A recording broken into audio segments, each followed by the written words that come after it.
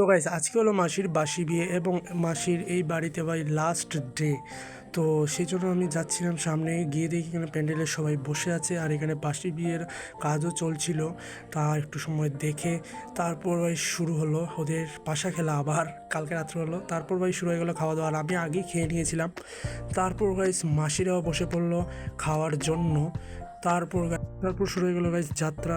আর guys মাসি প্রচণ্ড কাঁদছিল, তারপর মাসিকে গাড়িতে তোলা হলো। এ কুল ভাঙে ও কুল গড়ে জীবন দরিয়ায়, বাপের বাড়ি ছাইড়া কইনা শ্বশুর বাড়ি যায় হায় পুতুল। তো গাইস মাসি তো চলে গেল, তো আর কি করব।